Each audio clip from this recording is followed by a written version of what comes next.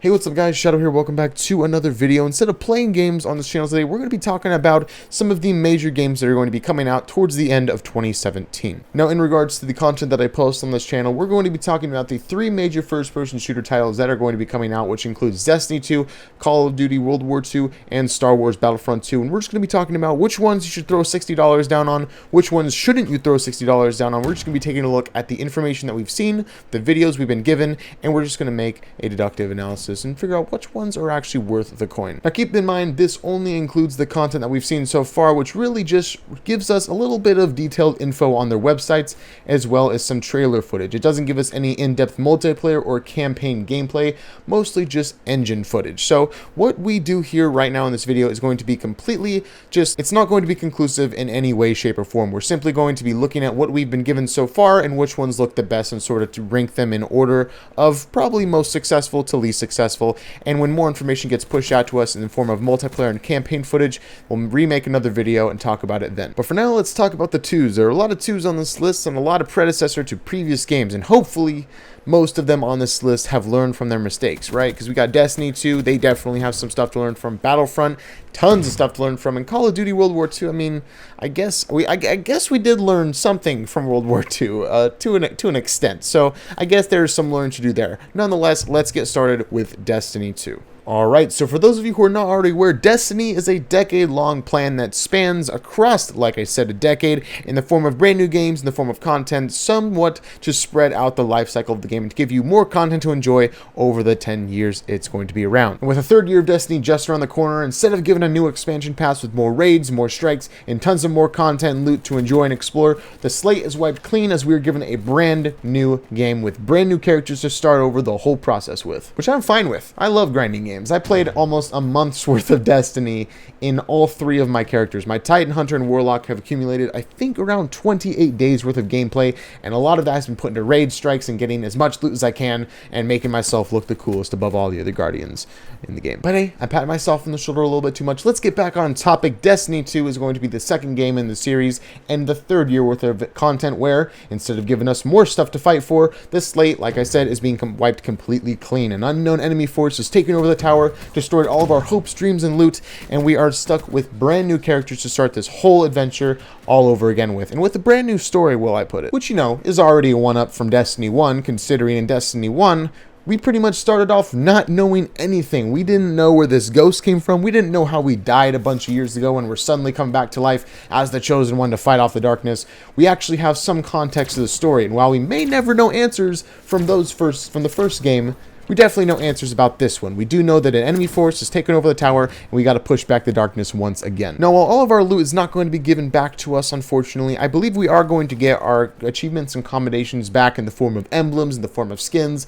mostly cosmetic items, just to show off, hey, we're the tough guys, we were here first. Also, if you look at the Destiny website, you can see that there is a legendary sword, legendary player emote, and a themed emblem if you do pre-order the game. So we know that swords are coming back. That's really all we know about the game so far. We also know that the game is going to be coming to PC owners, so PC master races can finally get their hands on Destiny. I know I had some friends who were waiting for the port to come to PC, and it never came except 2 years later when it's finally here and they get a piece of that pie. Of course, all the content is going to be going to PlayStation 4 owners first, as they do have a license with them, but Xbox owners and PC owners, I presume the exotic exclusive items will come a year later, just like they did before, which is unfortunate for me because this year I'm actually getting it on PC. Also, fun little fact, hope you enjoy getting the digital deluxe edition or the standard edition, because the physical special editions are completely sold out anywhere. You can get the limited edition, which should cost $100 on eBay for around $200, $250, and the collector's edition, which should cost $250 for upwards of $400 and more. Trust me,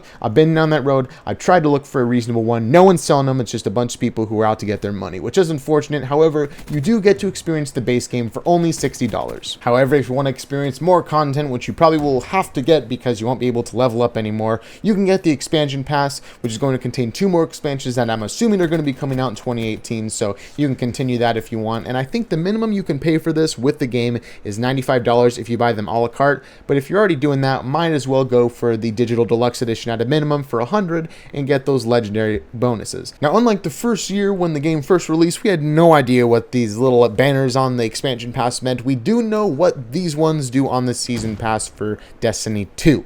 We can tell that the first one has to do with something with the Trials of Osiris or something with the whole Cult of Osiris, and we know the second one has to do with the War Mine. So enhancing a bit on the War Mine story with the House of Wolves. Osiris, completely different story, should be interesting, and I'm very excited for it. This next comment goes for all of the games that we're going to be checking out. Obviously, the graphics look incredible. If you weren't paying attention or didn't really care, you probably wouldn't be able to notice that these are game graphics and not movie graphics. Trust me, I've showed my parents, they believed otherwise. So as far as Destiny 2 goes, we're already starting out better than Destiny 1. We are getting somewhat of a compelling story that we can attach to, as well as seeing some actual faces of some of the characters that resemble Titans, Hunters, and Warlocks, etc. Rather than seeing just the main characters, the main leads of the factions, we are able to see some other characters. So maybe there'll be some cooperative missions that you can play with some of these guys. Who knows? We'll just have to wait and see. That's just about all we have on Destiny 2. Let's move on to Call of Duty World War II, see what they're changing this year as opposed to the previous years. The first thing I know is on every Call of Duty player's mind. It's the reason why I didn't buy Call of Duty last year. No jetpacks, no advanced movement, none of the jumping around, none of the hover movement. It's gone. And I mean, we didn't see multiplayer footage from the trailer that we saw, but we can infer that in World War II, there weren't actually jetpacks, so we know that we don't have to worry about advanced movement, thank the Lord. Well, I mean, I hope we don't have to worry about it. But nonetheless, I cannot imagine Call of Duty adding another year worth of jetpacks. So with that said, let's move on. Let's go to the trailer footage. It looks incredible. I must say it does resemble quite a bit of Battlefield 1 in the aspect of all the explosions and the flying around. It does look very similar. I know they're both world wars, but they are a little bit different in some aspects. Other than, you know, one of them being a completely other world war happening many years later. Call of Duty with Sledgehammer is deciding to make this game look as genuine as possible, which is really nice to help immerse you into the experience that is Call of Duty World War II. From watching the trailer just one time, you can tell that they had Michael Bay direct this trailer. There's explosions everywhere. Planes are flying into the ground and exploding in this huge pile of rubble. You have soldiers shooting at each other and blood's flying everywhere. And people are getting meleeed viciously on the ground with some dude's metal helmet that he just pulled off his head, decided to kill a Nazi with. It's crazy. It's exciting. It's very Michael Bay-esque, and I'm very excited for it. Now, as someone who played Battlefield 1 and enjoyed the genuine aspect of them making it as close to World War I as possible, we can expect the same sort of detail to be applied to World War II. One thing I just can't overlook is it just looks a lot like Battlefield 1 in some ways. I know it won't act that way because Call of Duty is more of an arcade shooter and Battlefield is more of a simulator shooter. I've always argued this. Battlefield 1 is more try and get you immersed in the action, and Call of Duty is trying to do that a little bit. Hopefully they don't move too much away from their arcade roots where they've made so much of their popularity. Yeah, the main core thing that we know about this game is it's going to take place in World War II and that the beta is going to be released on PS4 first. Of course, PS4 is the master console this year. Of course, PC is always going to be the master race, but PS4 is the master console for this year. Now, there was one issue that arose when this game was first released. Men and women were both going to be playable characters in the multiplayer, and some people decided that took away from the genuine aspect, since not all women fought in the war. Some countries had women fight, some countries didn't. Honestly,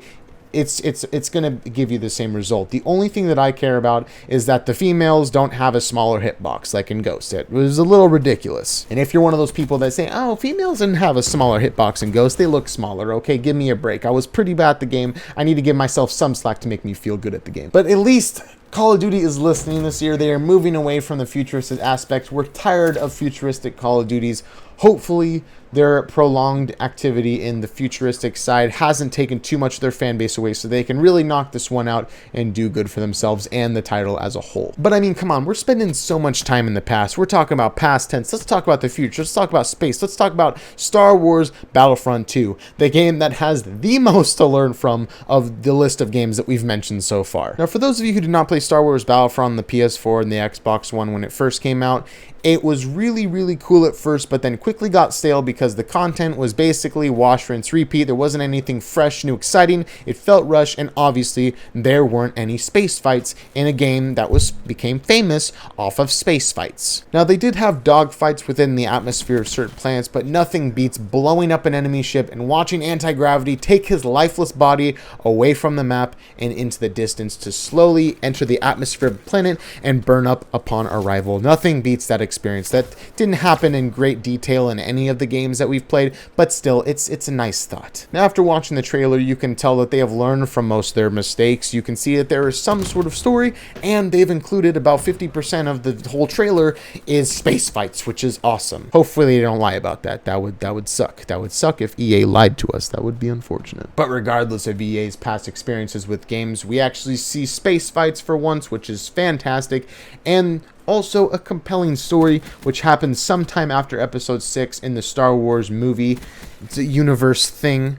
It's somewhere around there. It's after episode 6. You're actually fighting what appears to be on the Sith side of the Force, actually the bad guys, and it's kind of interesting. You're avenging the Emperor's death and taking back the planets, which I'm assuming is how the New Order took power over the universe. I don't know. I'm not that super in sync with the Star Wars universe. I love Star Wars. My name's Luke. I'm kind of forced to like Star Wars, but it makes sense in my head. You know, it's one of those things. But anyway, we've seen appearances from all of the generations of Star Wars, all the way from Episode 7 all the way back to Episode 1. We have seen all of the major Siths and Jedis, all of which hopefully are playable without being unlocked via a power-up mid-game. That would suck also. Hopefully they fix that. The other thing I found interesting about Star Wars Battlefront 2, according to the Origin website, is the one game of the 3 games on this list that is not going to be launching with an optional purchase of a season pass. Of course, you'd think EA of all companies would be doing this and going ahead with this, but for whatever reason, you can only order the digital Imperial Fighter crap, whatever edition that gives you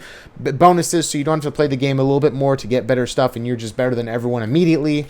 And then the standard edition, but there is no season pass that you can get as of this moment. And of course, graphics looks fantastic in the trailer. It's something that they cannot mess up, dude. The first game looked incredible. The sound was on point. The graphics were on point. It looked incredible. Star Wars Battlefront 2 probably going to look even more incredible, but it appears to have somewhat of a story as well as space fights, and crossing my fingers for no power-up heroes. That would be pretty cool. But all in all, the 2s of this year, the Star Wars Battlefront 2, Call of Duty World War II, and Destiny 2 definitely have learned from their mistakes. They've included stuff that wasn't there in the first games, except for World War II, obviously. There were a bunch of things that were there in World War II that weren't in World War I, but that's besides the point. With the exception of that, Call of Duty appears to be dropping their whole jetpack futuristic scheme. Star Wars is planning on including space fights as well as a story, and Destiny has given us a story to start out with that we can all get into and understand completely without going online and reading grimoire cards, because reading is definitely how I want to experience a story. That's definitely something